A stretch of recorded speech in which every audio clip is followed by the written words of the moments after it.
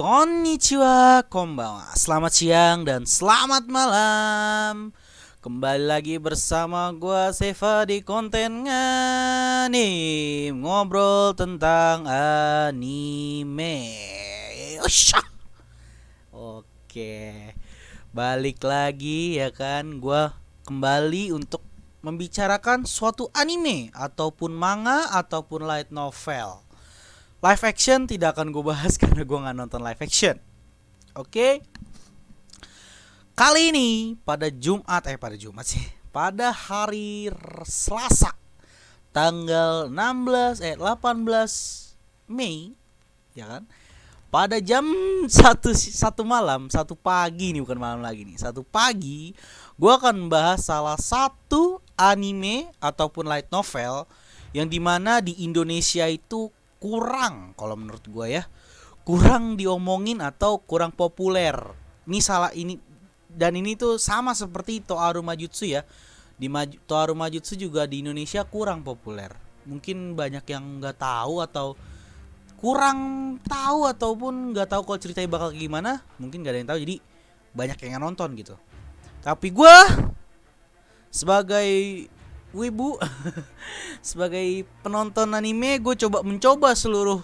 Gue kan orangnya nggak cuma nonton satu doang gitu ya. Gue mencoba seluruh, dimana kalau misalnya gue bilang seru itu gue lanjut nonton, tapi kalau misalnya gue nggak seru ya gue stop di situ, gue drop. Oke, kali ini gue bakal ngebahas tentang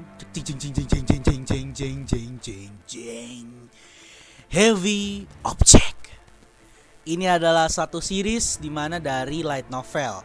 Dan yang menulis dari cerita ini itu adalah Kazuma Kamachi Sensei. Sama pembuatnya itu sama dengan Toaru Majutsu no Index dan Toaru no Kagaku no Railgun.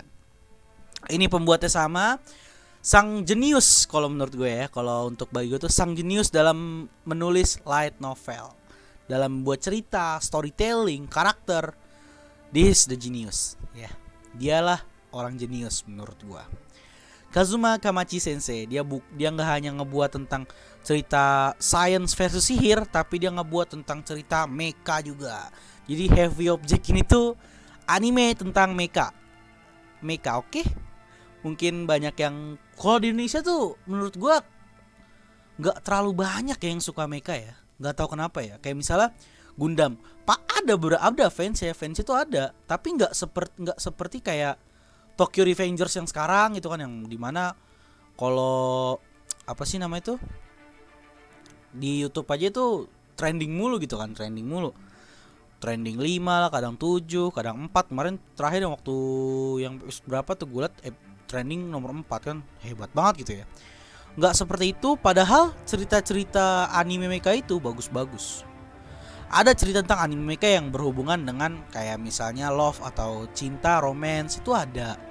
Ada yang berhubungan dengan politik, ada yang berhubungan dengan action. Banyak sebenarnya cerita-cerita mecha itu yang bagus, nggak cuman nampilin action mecha doang gitu. Ya emang action mecha itu penting gitu dan bagus. Tapi cerita pun banyak yang bagus. Gundam tuh banyak yang bagus loh ceritanya. Kayak misalnya Unicorn, terus Seed Destiny, entahlah, gue nggak suka banget Seed. Ya pokoknya Seed, Gundam Seed ya. Gundam Unicorn, terus ada Gundam apalagi yang gue tonton ya, gue lupa. Banyak Gundam yang gue tonton, tapi emang nggak banyak banget sih kan, series Gundam itu ada banyak ya. Cuma gue ada beberapa yang gue tonton. Double O juga bagus, dapat juga politiknya bagus. Tapi kali ini gue ngebahas tentang Gundam, gue nggak bahas itu. Tapi gue bahas tentang Heavy Object. Ini adalah cerita di mana tahun sebenarnya kayak dunianya itu seperti dunia kita, namun kayak agak sedikit diubah nama-nama negara yang tersebut. Kayak misalnya ada Fate Organization, terus Information Alliance, Capitalist Corporation. Ini tuh bukan nama dari kayak nama grup ya, tapi nama negara lah seperti itu. Jadi kayak kan batukan gue.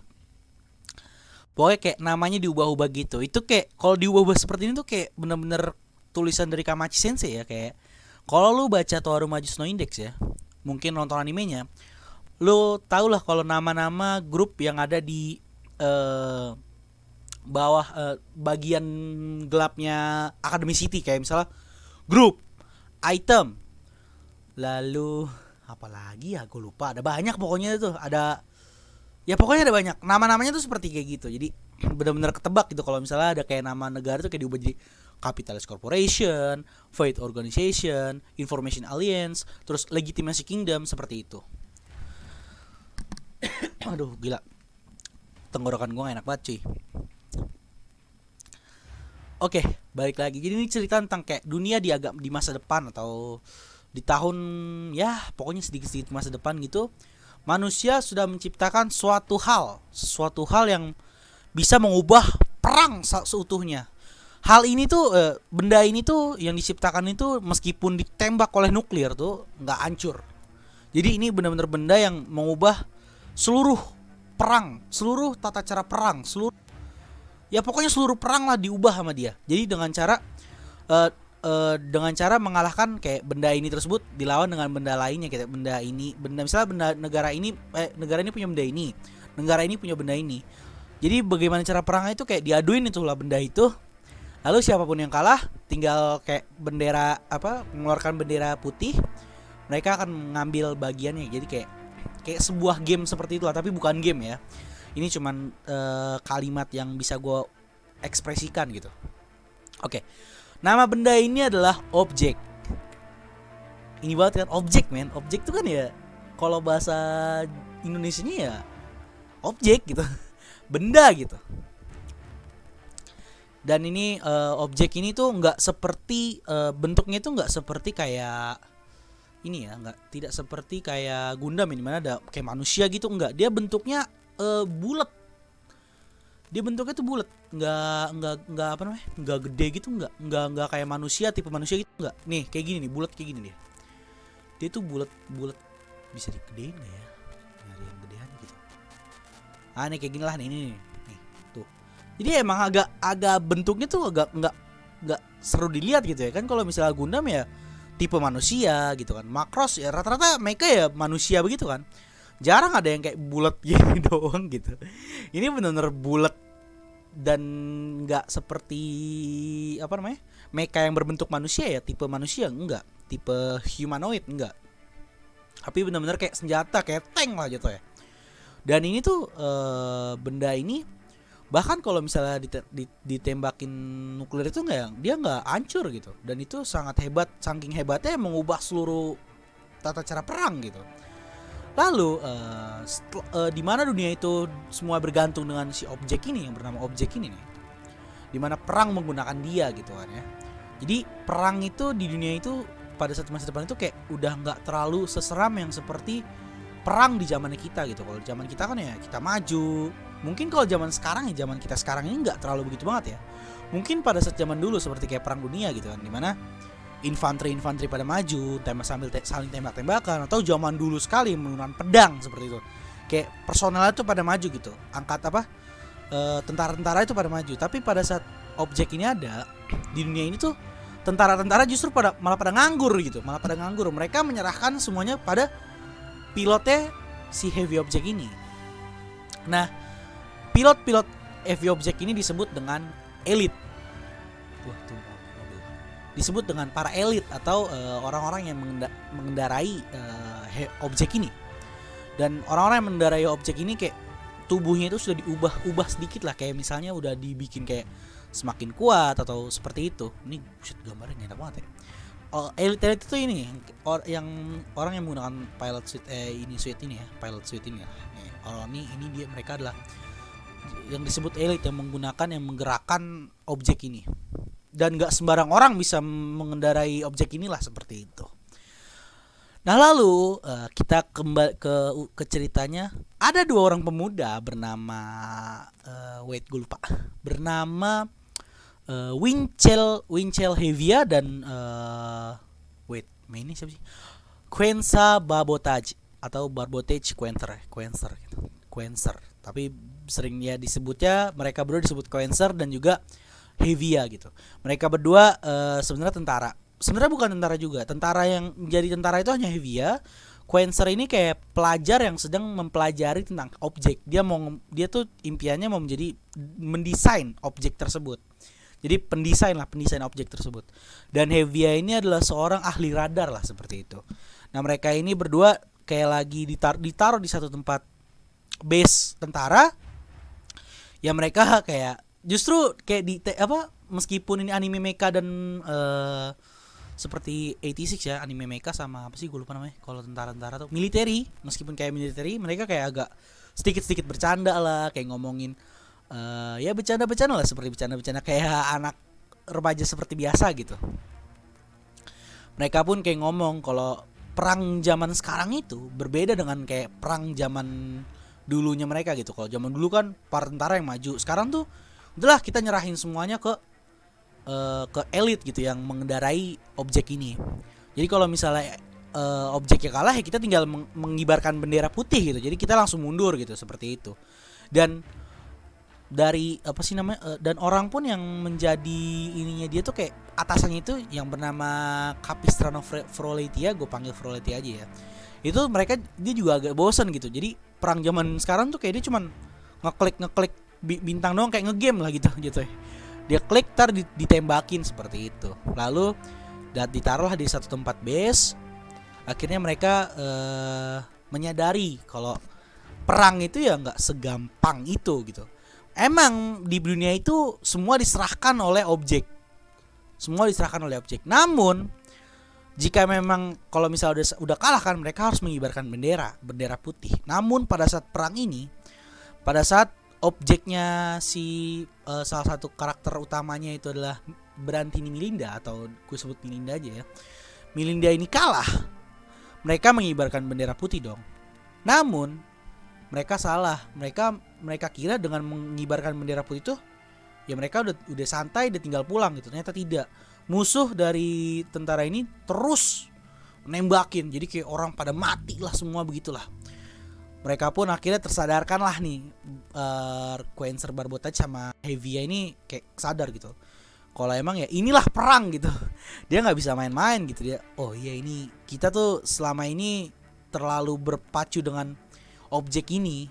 Kalau objek ini kalah dan objek lawan itu mengarahkan pelurunya atau mengarahkan senjatanya ke manusia biasa, itu manusia biasa hanya sekedar semut, seperti itu. Namun ya, yang gue suka dari cerita anime ini adalah dimana meskipun ada objek atau meskipun ada benda yang berbahaya gitu, mau nuklir atau apapun lah yang berbahaya di dunia ini, tetap manusialah yang paling berbahaya. Tetap manusialah adalah yang paling keji dan paling bahaya lah, seperti itu.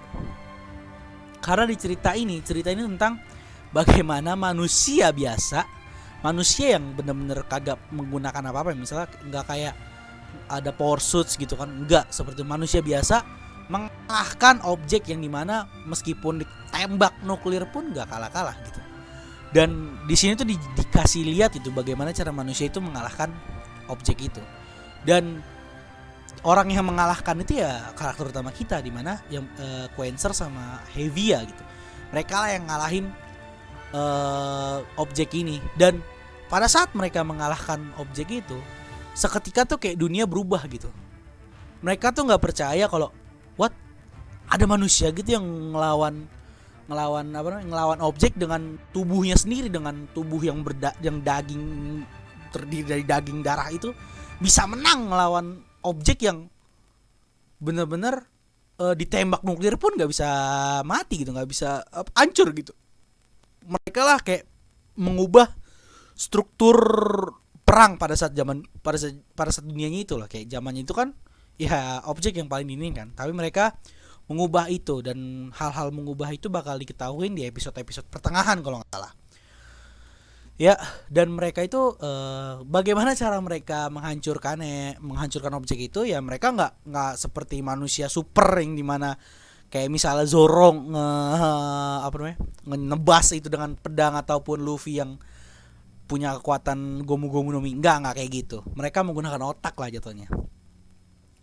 Mereka menggunakan otak, mereka menghancurkannya dari dalam objek tersebut. Karena dari luar ya nggak mungkin dong ditembakin bom tuh, nggak kenapa, nggak ada ngaruh-ngaruhnya. Ditembak nuklir ya paling cuman kayak rusak sedikit gitu, nggak kayak gitu. Jadi mereka menggunakan apa sih namanya, mereka melawan objek ini dari dalam lah gitu. Jadi kayak pada saat kayak misalnya misalnya di episode awal ya, episode pertama gitu, dimana si Melinda ini kan kalah dengan objek lawan, dan objek lawan ini pada saat menembakin udah Melinda kalah ini, dia nangkap Melinda. Lalu ya entah kenapa Quencher ini kayak punya jiwa kesatria lah, dimana dia membantu seorang, dia bantulah Melinda menyelamatin dia, dan dia melihat base-nya dari objek inilah, base lawan gitu. Dia menyusup, dia masukin lah bom dengan pikirannya dia kan adalah pelajar desain ya, pelajar yang punya mimpi untuk mendesain objek. Jadi dia tuh bener ngerti gitu objek di mana bagian-bagiannya, di mana sistemnya, seperti dia ngerti. Jadi pada saat dia masuk ke base lawan itu, dia mencari tahu di mana kelemahan dari objek ini. Dia ketemu, dia taruh bom dalam. Pada saat pada saat objek lawan ini lagi dibetulin, dimasukin lah parts-parts yang sebenarnya udah dimasukin bom lah oleh Quencher ini. Akhirnya mereka pun menghancurkan objek tersebut. Dan di episode awal tuh, pada saat nonton dia menghancurkan itu, gue tuh kayak what man gitu, kayak wah gila. Dan orang-orang yang melihat dia menghancurkan itu, musuh-musuh yang melihat dia menghancurkan objek itu, semuanya ketakutan karena mereka melihat suatu hal yang gila, melihat suatu hal yang lebih mengerikan dari objek loh. Karena mereka menghancurkan objek tersebut gitu. Dan karena itulah gue suka dimana mau seberbahaya pun benda, manusia lah tetap yang mengerikan, karena benda ini tuh dibangun oleh manusia, tapi bisa juga dihancurkan oleh manusia biasa gitulah. Seperti itu. Dan itu dari kayak pesan-pesan tersirat, bukan tersirat sih, dia ngomong juga gitu ya, dapat di gua gimana kayak manusia ya, lu manusia gitu, lu mempunyai suatu tantangan yang lebih. Dengan pikiran lu, dengan otak lu bisa menghancurkan itu, lu bisa melewati itu, lu bisa melompati itu. Itulah manusia gitu. Dan ya gue suka banget tentang seperti itu. Jadi gue bisa rekomen lu tentang anime ini. Nah, anime ini juga enggak seperti kayak misalnya anime-anime kayak biasa gitu. Dia lebih mirip kayak ke Toaru Majutsu, di mana satu season kan dia dapat 2 core ya. Satu season itu terdiri dari berbagai macam arc. Jadi kayak misalnya arc-nya itu kan kalau di Toaru Majutsu kayak 2 episode, 3 episode seperti itu. Ini juga kayak gitu. Jadi 2 episode, 3 episode ganti arc, 2 episode ganti arc, 2 episode ganti arc. Kebanyakan sih 2 episode ya. Setelah 2 episode ganti arc seperti itu.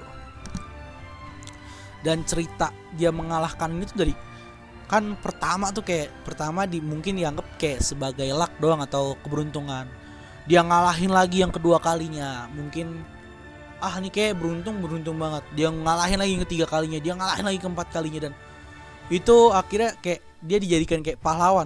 Sebenarnya dari awal pertama kali dia ngalahin objek itu udah dijadiin pahlawan di negerinya gitu, di negaranya dia dijadiin pahlawan, dimana manusia biasa dapat mengalahkan objek seperti itu. Ini adalah seorang pahlawan seperti itu. Jadi mereka berdua dikenal oleh orang-orang di dunia itu sebagai pahlawan yang mengalahkan objek seperti itu, dengan manusia biasa, dengan tubuhnya seperti manusia biasa gitu. Dan karena hal ini tuh banyak orang di dunia itu yang merubah pola pikirnya, di mana yang awalnya tadinya perang itu harus objek, kalau objek kalah ya udah perang kalah, misalnya objek gua kalah ya perang, gua kalah perang gitu.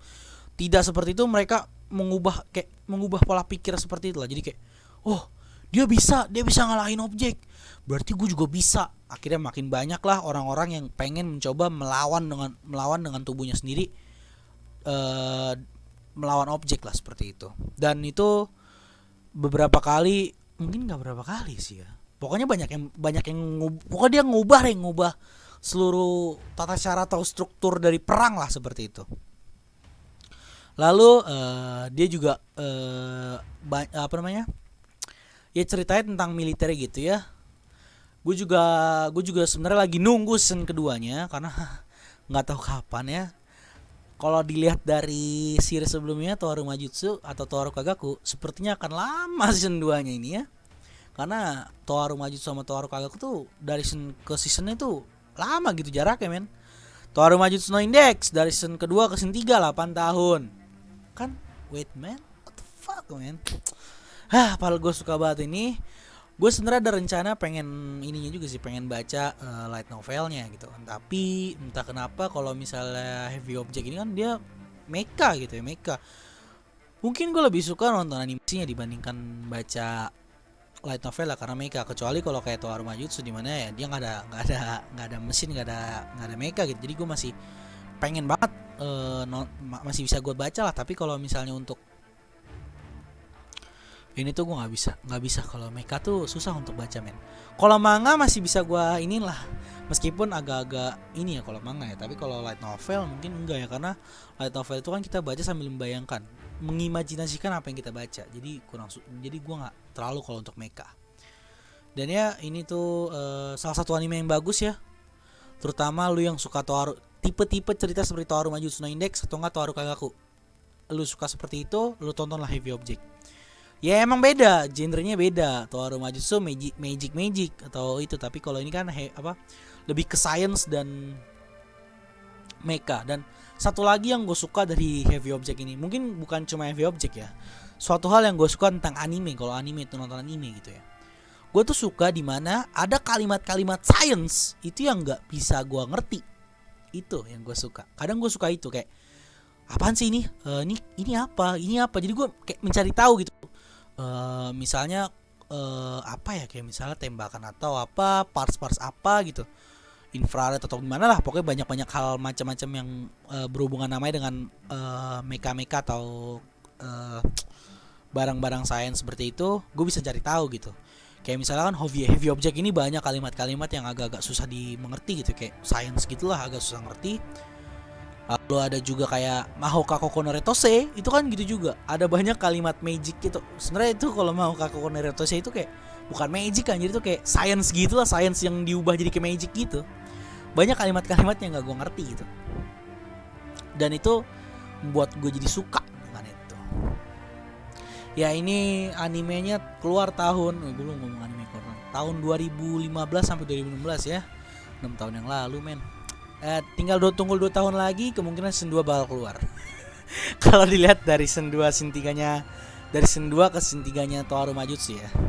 Ya mudah-mudahan aja deh, ini seru men. Ini light novel pun masih berlanjut ya nih. Gila, Kazuma Kamachi tuh megang light novel banyak loh.